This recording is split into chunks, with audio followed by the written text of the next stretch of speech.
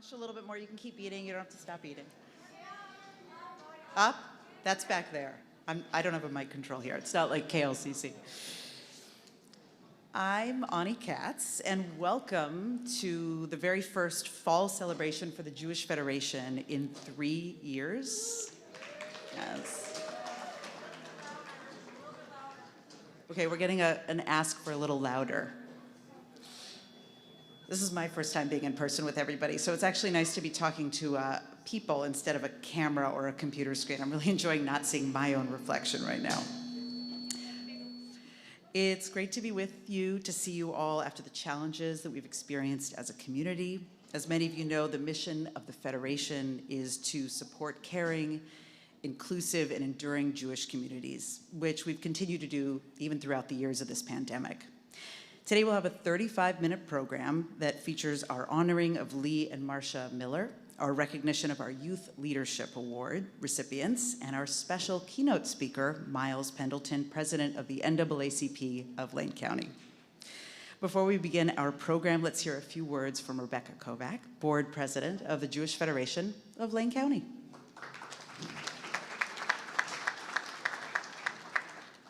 Thank you, Ani. Is this loud enough for everyone?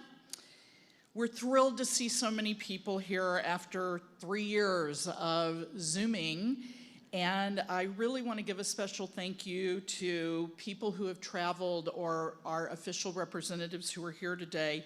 First of all, Tara Seligman from Portland, who braved I-5 this afternoon. She's Vice President of Philanthropy at Oregon Jewish Community Foundation, one of our partners. Welcome. Thank you, Tara, so much for coming. Mayor Lucy Venice is here. Lucy? There she is, right there. Lori Trieger, Lane County Commissioner. Lori, thank you.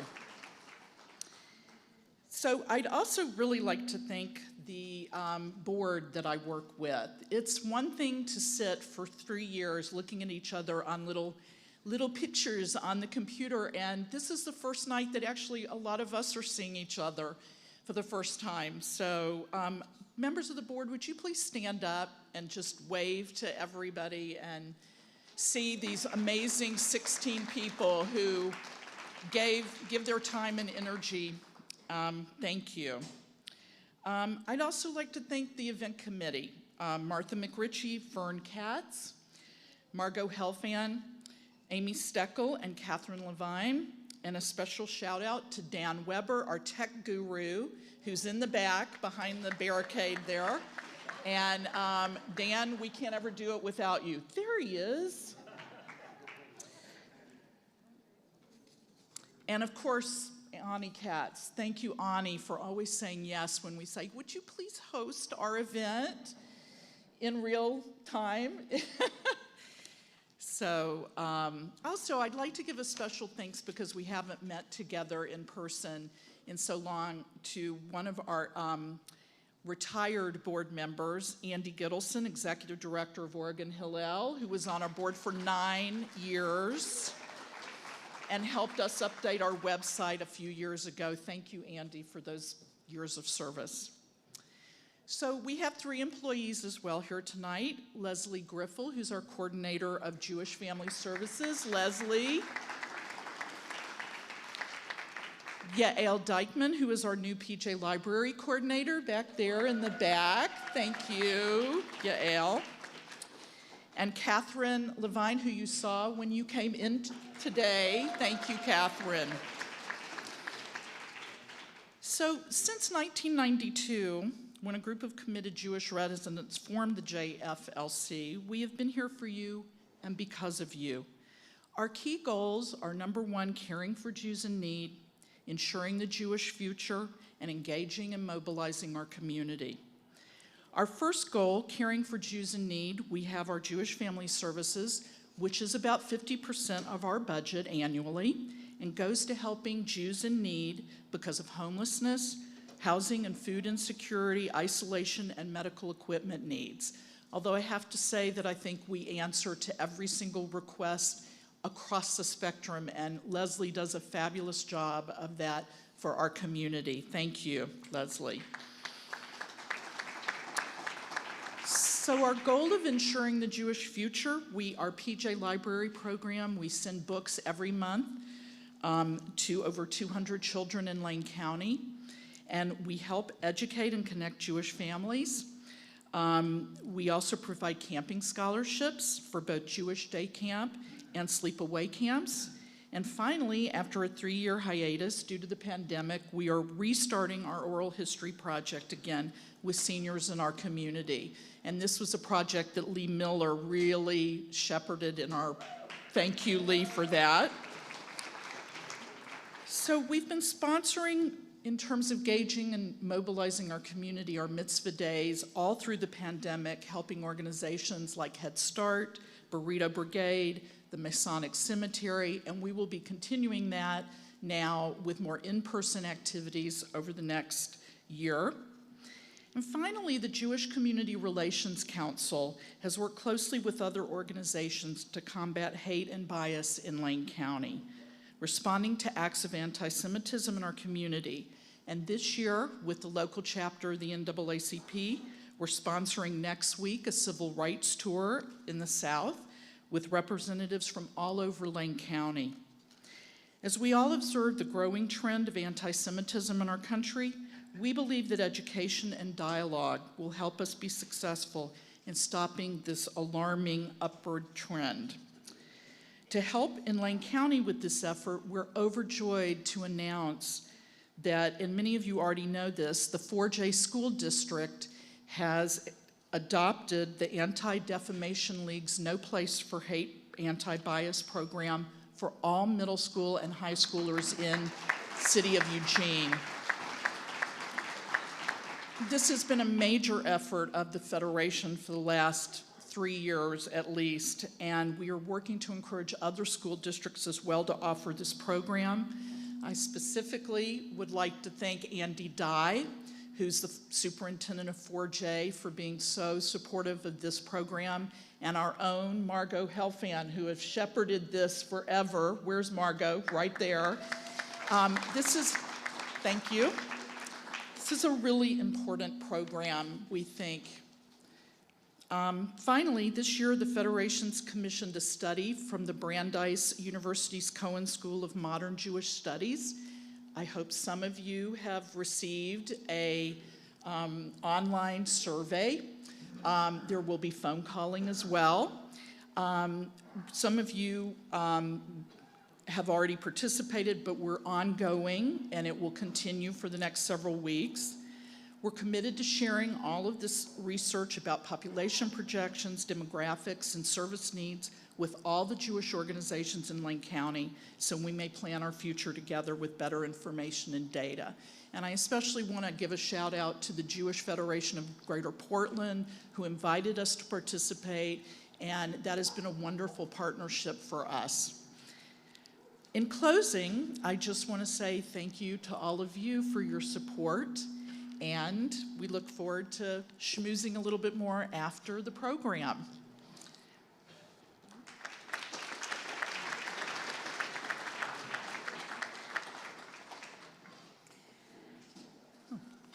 So I want to call up Rob Stein, board member, to hand out the certificates and pens for our recipients. Hello. Rob heads up the education committee that selects our awardees. He's right there. So every year the Federation highlights 2 outstanding high school seniors with our Young Jewish Leader Awards. These students have demonstrated scholastic excellence, community service, a strong commitment to Jewish values, and excellent character. Our first awardee is Maya Morris Anderson, the daughter of Cindy and Fred Morris Anderson. Maya started at Lane Community College at 15, and by June she'll graduate with honors with both her high school diploma and an associate's degree. Maya had her bat mitzvah at TBI and was the first student to request having a bat mitzvah at an age older than 13. Maya has been an assistant teacher and an art teacher at Talmud Torah and was the head counselor in the summer of 2021 at Camp Cavern Day Camp. Last year, she was honored to read from the Torah at Rosh Hashanah services. For fun, Maya is a barista at a coffee shop in Springfield called Old Crow, and she loves being in nature and exploring with her dog on hikes and adventures. Me too. She's planning to take a gap year next year to travel and decide what major she'd like to pursue while exploring different options with her art and nature. So Maya, mazel tov, and please come forward to receive your award.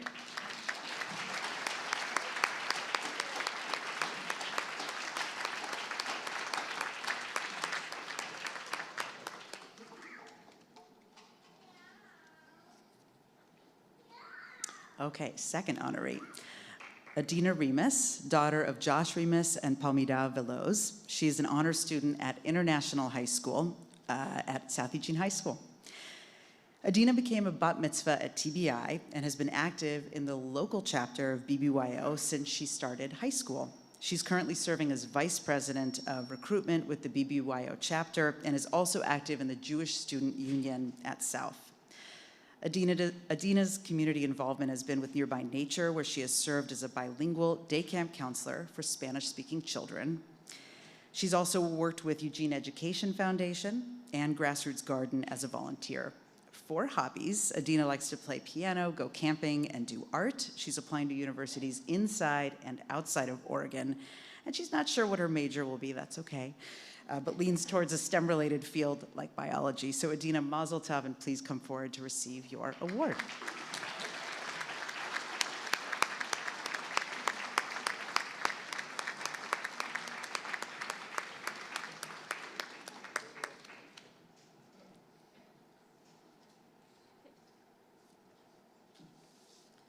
Okay, we're gonna bring Rebecca back to the podium to present the Community Service Awards to Lee and Marcia Miller.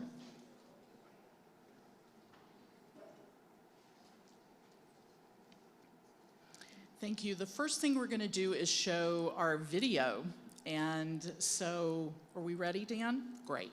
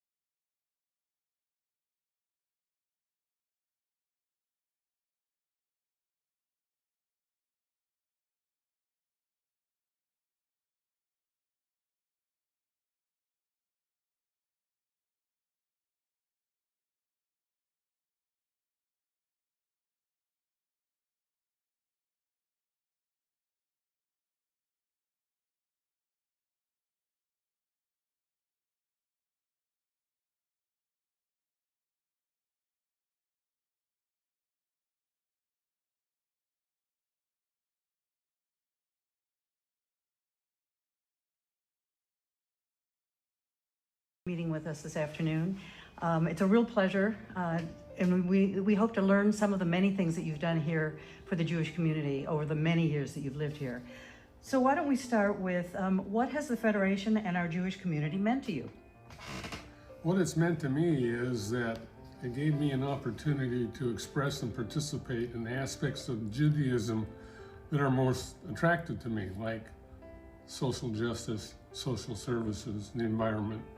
And that gave me the outlet to experience my interest in Judaism. Very nice. How about you, Marcia? The same. Okay. I know you guys do a lot of things together, so I appreciate that. How do you feel about being honored as a couple for all of your hard work? It's quite an honor. It is an honor, and I've always admired all the things that Marcia does. Many of them don't come up to be highlighted, but she's behind the scenes in so many things, from Blinch Brunch organization to doing decorations for senior brunches and everything in between. Was on the temple board. I think she was involved with Talmud Torah too, weren't you? Yeah. Yeah. I was the art teacher that they filed in for a while, and then I was the director for a while. Yes. Thanks. And I even hired Yitzhak and Aryeh to be teachers. How wonderful for all of us. Great. Lee, you were on the Federation board for 30 odd years. What do you see as the biggest changes that have occurred in our community during that time? I think the greater interest in quite a number of broad activities dealing particularly in social welfare and the expanded social services program, particularly to seniors. I think that's been a real benefit. You think that most people would take care of themselves until you understand that a lot of people need the assistance that they've been getting. I've worked in the gift shop, and I organized the library and the senior brunch table decorations.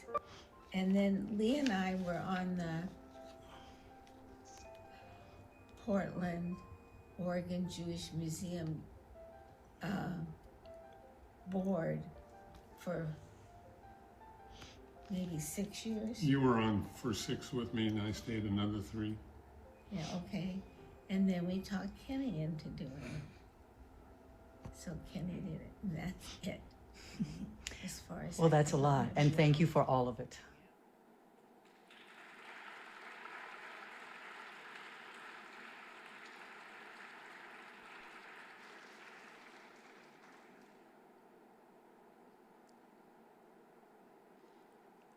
I am so pleased. Oh, is this on? Yep, okay. I'm so pleased to honor a couple who've shown true leadership with their volunteerism in both the Jewish community and the greater Lane County community, Lee and Marcia Miller. Lee and Marcia arrived in Eugene in 1969 and have been spending the better part of 50 years making this community a better place for all of us. As it was mentioned before, Lee's a founding member of the Federation of Lane County in 1992, and he served on our board for over 30 years. What a mitzvah. He worked hard to ensure that our organization had the funds we needed to start the Jewish Family Services Program, and as you heard, he also served in Portland on the Oregon Jewish Museum Board with Marcia. They combined for over 9 years. Perhaps the most fun contribution Lee had was becoming the pitcher on the Bad News Jews softball team that competed locally in intramural sports. Marcia worked as an elementary school teacher and librarian after she received her master's at U of O. She was the ultimate Jewish community volunteer, instrumental in organizing opportunities for people to come together. The Blintz brunch, the senior brunch, and even when their children were young, organizing swim lessons at their home to donate the fees back to TBI. Marcia was an art teacher, as she mentioned, in Talmud Torah, also became its director, in addition to volunteering in the community at the Relief Nursery, Planned Parenthood, and the YMCA Nursery. My favorite memory of Lee and Marcia occurred on a dark, rainy Sunday morning around 7:30 in the morning in the basement of the First Christian Church. Yes, the church. And that's because the homeless breakfast was there every 4th Sunday. And there I walk in, Marcia and Lee are behind the cereal and oatmeal and coffee and orange juice counter, greeting the homeless, chatting their way through the morning with all the attendees. This was so typical of their commitment to social justice and tzedakah, giving back not just to their Jewish community, but to those less fortunate in Eugene. Despite all these activities, Lee and Marcia believe that their greatest contribution to the Jewish community was raising their 3 children, Beth, Rick, and Joanna, who are here with us today. Thank you all for coming. So thank you and Mazel Tov, Lee and Marcia, for this richly deserved honoring of your years of service for all of us. And Lee, I think you wanted to come forward and say a few words.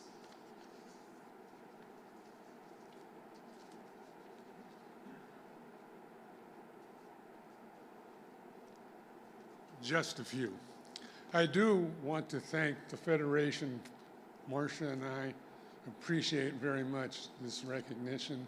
And I, again, appreciate the opportunity I had serving with the Federation Board to apply my particular interest in Jewish values. That was a great opportunity, and thank you all for supporting the Federation.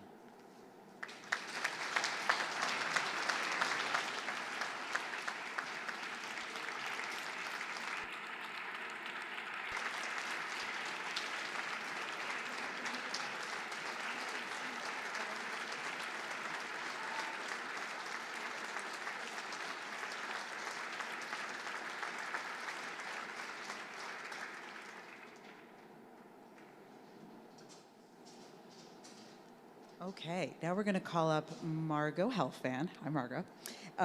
And she's going to come forward and introduce our keynote speaker, Miles Pendleton. Okay. Hi, everybody. And can I add an extra thank you to Lee, because I would not be standing here if he had not harassed me to come back onto the Federation Board. So thank you, Lee, again. So tonight is my honor to introduce my friend Miles Pendleton as our keynote speaker this afternoon. Miles is the president of the NACP of Eugene Springfield. He grew up in Eugene.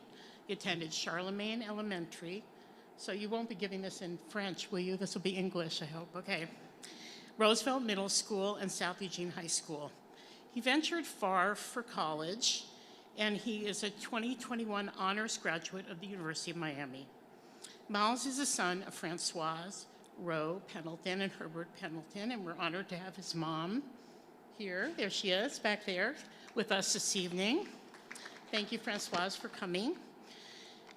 Through Miles' wise and caring leadership, we are forging a powerful partnership between the Jewish and African American communities in Lane County. This Sunday, Miles and I, as Rebecca mentioned, will be leading a group of 40 community leaders, elected officials, and educators on a civil rights mission to the South that is co-sponsored by our two organizations. Through his words and actions, and I know he's young, but he's remarkable, Miles communicates a vision of a world in which everyone can thrive and the ideals of equity and justice are a reality for all. Miles has plans to attend law school, and I have told him that I'm looking forward to voting for him in the future, but I did tell him he has to hurry up to get his law degree because, you know, won't be around that much longer, who knows. So please join me in welcoming Miles Pendleton, president of the NAACP.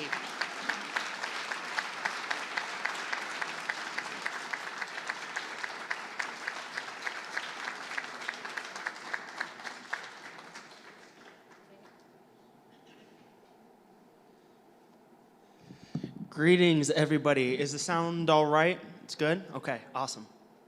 How's everybody doing tonight? Awesome. Well, before I begin, I just wanted to once again say congratulations to all the students, all the community members who have been honored today. If we could all give them another round of applause, they deserve it.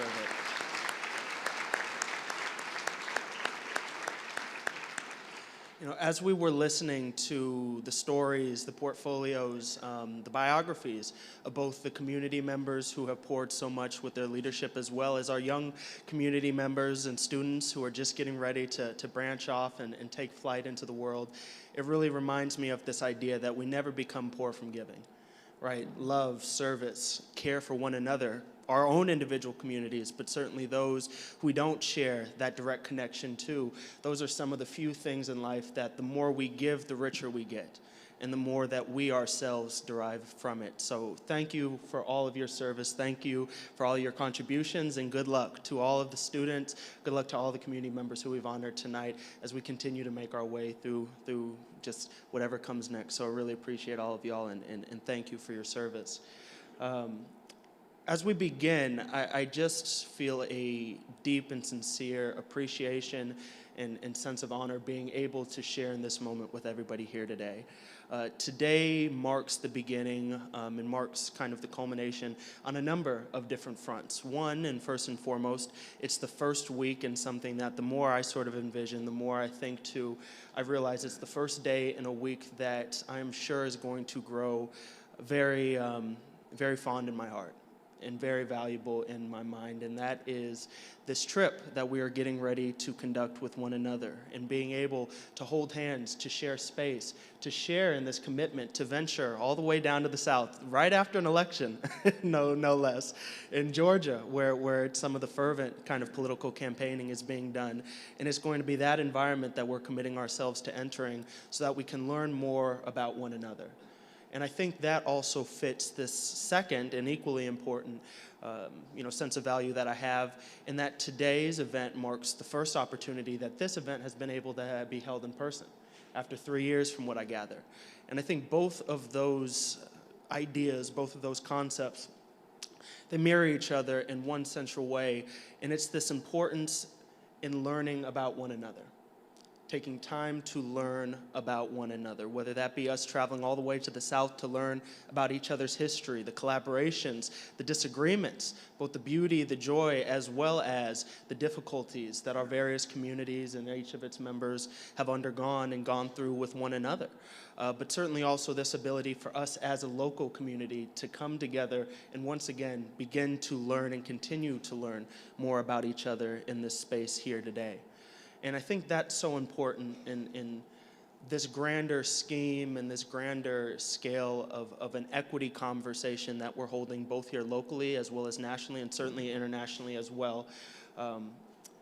Because what I've found all too often, and I've shared in conversation with community members about it, is that we as members of marginalized groups, historically underserved, historically disenfranchised groups, so often we get caught up in these efforts, caught up in these responsibilities we each have to convey and teach our cultures to others, that we ourselves can sometimes find it difficult to then take the place of a student again and learn about somebody else.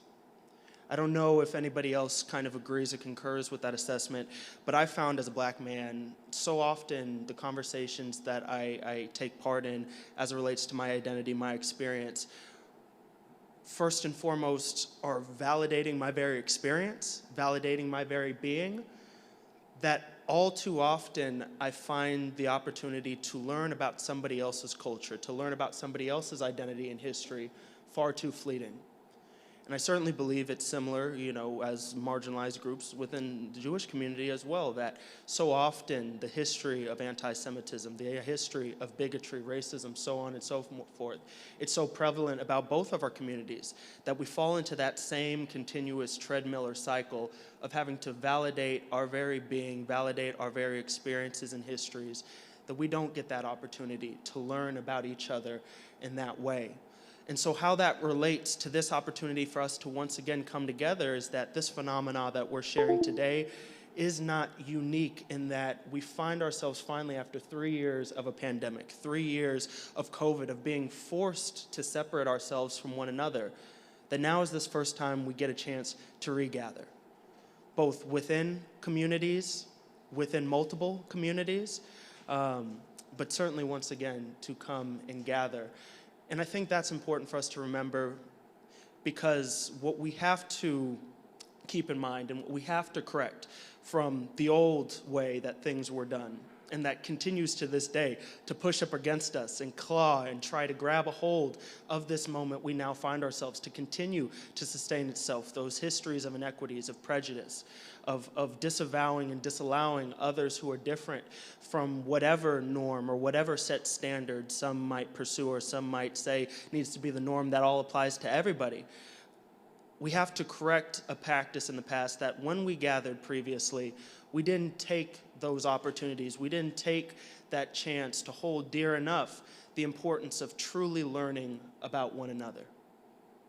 Because if we just gather, but just expect ourselves to innately agree, if we just gather and expect ourselves to continue to see eye to eye and to understand and perceive the same realities, the same experiences in the exact same way, what we're going to find is that all those historic wrongs, all those things that we see playing out in our current day society that we feel pulls us down, drags us down, corrupts the potential that we all have, that our society has to be realized, is that if we don't learn from each other, those things will continue to play out, and they will continue to gain traction, and they will continue to take root.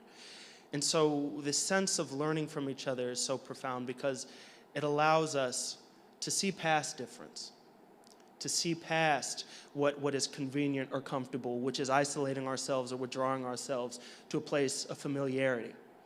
And instead, try to see a phenomena, see an experience, see an individual, see whatever it might be that we're observing, and be able to see it from 5 different vantage points, be able to see it from 10 different histories, be able to see it from 20 different backgrounds, and come a little bit closer to this place of not initially jumping to, again, that place of convenience or comfort, which is our initial assessment, which is formed by our own unique backgrounds, our own unique experiences, but instead to question, what does this look like through the eyes of another? What does this mean from the context of somebody else's history? What does this mean from somebody else's story? And so it's exciting, this opportunity we have. It's a unique and it's a privileged place that we find ourselves. And I'm eager to take part in that. And I think our community is eager to take part in that. To have 43, I suppose, community members taking part on a civil rights mission trip from Eugene, Oregon. We have a larger delegation than the Portland Jewish Federation. That means something. And so it's this privilege that we all have now to once again be able to interact with each other, not in a virtual sense, virtual works well, but person to person, truly being able to engage with one another once again.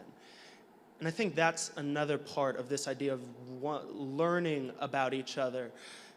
And it's a phenomenon I see certainly locally in Eugene, Springfield, certainly statewide in Oregon, nationally, whatever sort of group or area we're talking about. What we find now is in society we're moving away from an active position or an understanding of activism to awareness. And it's important. It's important to live in an aware society. It's important to be in a society where people understand the realities that so many others experience. But just being aware of something is not enough. Awareness is not enough. Posting on Facebook is not enough. Posting on Instagram is not enough. Seeing an infographic that you think is enlightening or profound or that you already innately agree with, because Lord knows these social media companies feed us what they already know we're going to believe. It's not enough just to go and do individual research. I think I come from a sports background. I didn't get to play post-high school. I wasn't tall enough. But in any event, so much of these lessons that I carry with me in this work today come from sports and different athletes. And it was Kobe Bryant. I grew up a Los Angeles Lakers fan. I continue to be. I was born in LA before I moved here. And he was talking about this idea of greatness, what his definition of greatness was, because he's well renowned as an individual who would put in 10, 15, 20-hour days, crazy as it seems, working out, working on their craft. So people ask, what did greatness mean to you? What inspired you to do that? And he said, it's easy to be excellent as an individual. It's not hard. You wake up, if it's something you're passionate about, whatever it might be, right? If you want to be the best professor, read as much as you can, write as much as you can. It's an individual endeavor. If you want to be an athlete, you got to go to the gym, as long as you have keys and a basketball and some shoes, you can shoot by yourself and you can become real good at it. But that's not what greatness is. He said greatness is figuring out a way to take your own internal passion and that commitment that you derive from it and allow that to be translated and consumed by others around you so that that might ignite their own passion and their best pursuits of what their full and best potential and opportunity is. You see, what he said is that greatness is not an individual endeavor, but instead it's an effect and a shared endeavor. And you can only be great once your individual excellence enables and inspires others to be excellent as well. And so that's where we're at now, where as we pursue this awareness, as we continue to learn from each other, it's not going to be enough just to say, okay, I get it. I understand it. In each and every single one of my interactions with a community member, I'm going to carry that torch as it needs to be carried. And then, hopefully somebody behind me, somebody to come after me, somebody who's already in front of me, maybe they'll one day get it too. It's not enough just, again, to post that post on Facebook or social media, whatever it is, and say, I did my part, we're good. No, we need to be active. We need to be activists. And we need, through our individual actions and our individual awareness, to ignite and inspire a movement that will come alongside us, that will cascade over all these institutions that have so long disqualified, did not consider, whatever word, verb we want to use, it has marginalized and corrupted far too many of our community members on either side of the issue. And that's how we need to move forward. That's where we begin to move forward. And so it's exciting. We have this unique opportunity. We're here today. And I guess the directness with which I describe sort of this path forward, it's not meant to imply it's easy. It certainly is not meant to imply it's easy. It's difficult. It's hard to be able to unpack our own individual realities and our own individual observations and try to see through the lens of another. I certainly understand that as marginalized community members, right? It's especially hard because we, for so long, again, have had to validate what our initial perception is, what our initial response to things are, because the response we've most often been met with is you're not telling the truth. It's not true. That's not going on. That's not what it means. You're misperceiving things. Gaslighting is real, and we experience that. And so we hold in this way, that immediate sort of, no, this is what I see. This is how I perceive it. This must be real. And we understand that. But it's going to take all of us as marginalized community members, as members of groups that have been disproportionately impacted by our various governments, by our various policies, by the various individuals that constitute and make up both, us coming together and figuring out how do we walk alongside each other? How do we uplift each other? How do we build a table so broad, so wide, and so comfortable and inclusive that everybody has a seat, that's not only fits them, that not only embraces them or draws them to it, but when they see it available to them, they feel that they belong. Belonging is incredibly important to this abstract idea we talk about, diversity, equity, and inclusion. Because we can make all the scholarships we want to make. We can do all these fantastic programs. But if the communities we seek to serve look at those programs and say, that's still not meant for me, what good does it do? I graduated from the full IB program here. And it's a public school program, lotteried in, so on and so forth. It's open to all students. But I was the only black student from South to graduate. I had multiple black peers who came in with me. So what was that discrepancy? What was it? And it was a sense of belonging that in this society, nationwide, but certainly also in a Eugene context, this forced expectation of mediocrity, of being average, of not lifting your voice, not standing to your full height, for fear of being pushed back on, condemned, you having that strike back at you. That's what we're talking about here with this idea of belonging. And so as we move forward as community members, as we move forward in this way, I think what I want to close on is this idea that racism, bigotry, anti-Semitism, it's not unique or distinct to a single race. And what I mean by that is all of our various communities can be corrupted in a way where we then become champions, the characters, the weapons that these institutions use and mobilize to continue to maintain themselves. Racism in a black context does not only come from white community members. Anti-Semitism does not only come from conservative evangelicals, so on and so forth. It can be black community members who are the weapon that is used to realize this grander system. It can be any number of different unique groups, and we've seen it lately. You know, we see the Kanye Wests of the world, we see the Kyrie Irvings of the world, and just the false rhetoric that they so unapologetically bring forward.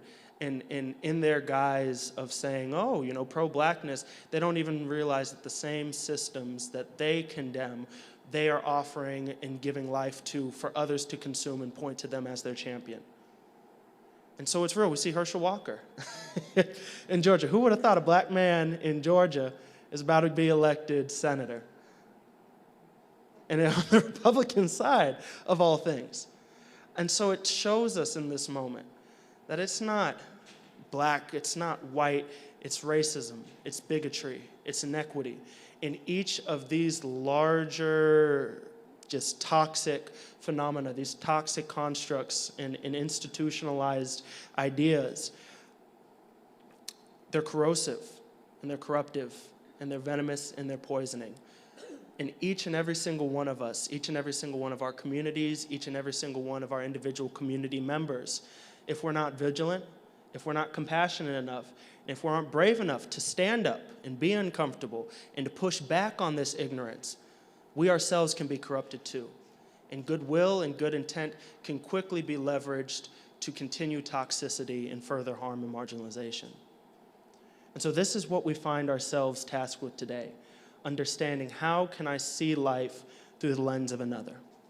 And it's not easy. It's not easy. But one thing I was reading just yesterday, and it was kind of fortuitous right before, you know, coming here this evening and sharing in this conversation with you all, it was a post of all things on Facebook after I just get through promoting social media and all that. But it talked about life being hard. And it talked about how in life there's choices. You know, they talk about all these different things that people tend not to want to do. You know, they said it's hard to get bad grades, it's hard to get good grades. It's hard to be physically fit, it's hard not to be physically fit. It's hard to be rich, it's also hard to be poor.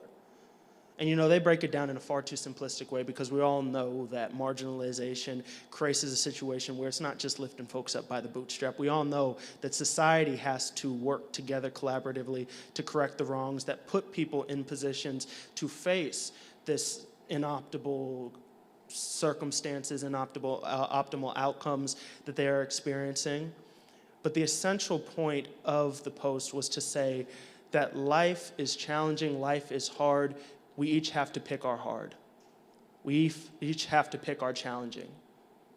Do we want to say that it's hard to see the world through a lens of another? Well, it's also extremely hard to live in a society where we don't see things through the lens of another because that's our status quo right now. That's where we currently reside. So which hard, which difficult are we going to pick? Are we going to pick the difficulty of re-going through the context of our education, looking at our curriculum, looking at how we educate teachers and professors, and also how we support them to correct their own taught inequities, their own taught prejudices? That's difficult. It's going to take a lot of money. But it's also incredibly difficult to be that student in that classroom where somebody is teaching a curriculum that doesn't represent you, that doesn't reflect you, and that doesn't honor your truth. So which hard are we going to pick?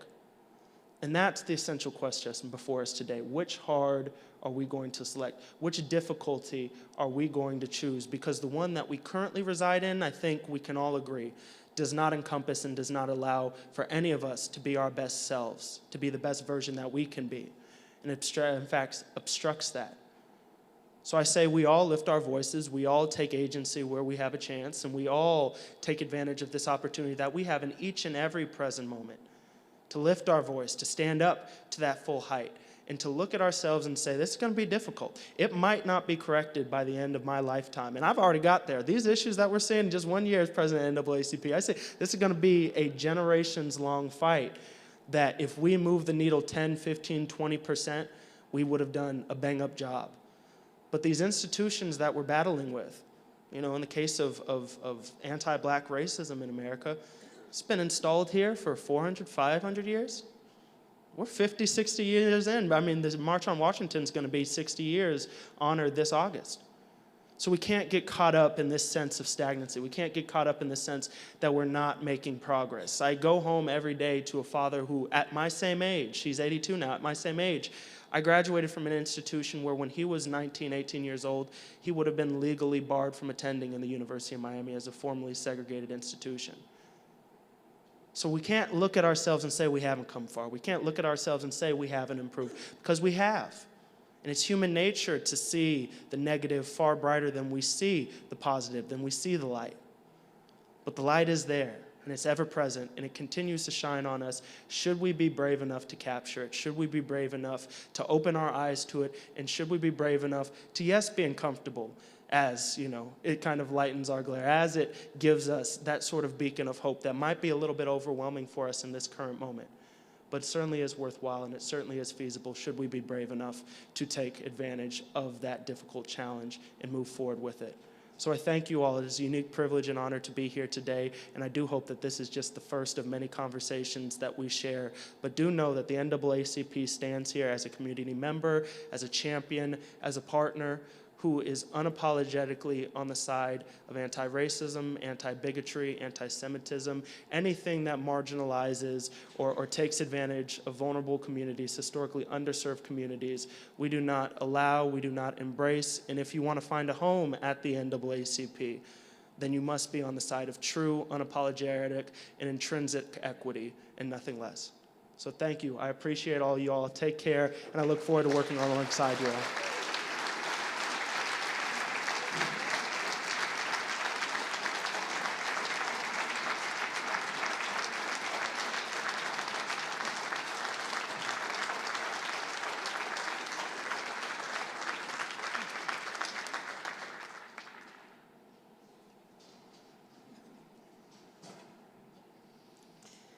Thank you very much. That was a wonderful, inspiring note to kind of wrap the evening up on, almost. And I really wish you, everybody who's going to Georgia, best of luck. I hope it's a safe trip. I hope it's a productive trip. And I hope you come back with lots of wonderful, inspiring stories. So thank you for setting that up and going. Hey, I could.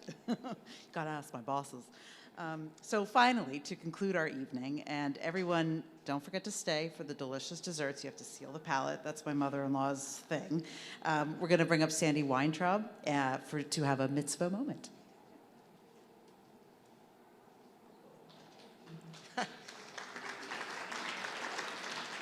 Good evening, everyone, and it's great to be back. I've now been doing these for 5 years now, which is really wild, and it's so nice to be back in person. You may have seen me do it over Zoom, and they keep asking me. I think it's because I still have some enthusiasm at the end of an evening, but thank you, Miles. That brought the enthusiasm to the room tonight, and thank you so much for being here and the partnership with the NAACP, and it's so meaningful, so thank you. And I also want to thank Marcia and Lee. I think you're over there. So deserving of the honor tonight. Lee, so something that I know why we are such a healthy Jewish Federation and community is that, so I met Lee when I became a board member in 2014, and Lee was on the board, and now I am the second longest serving board member. And I think that's an amazing thing.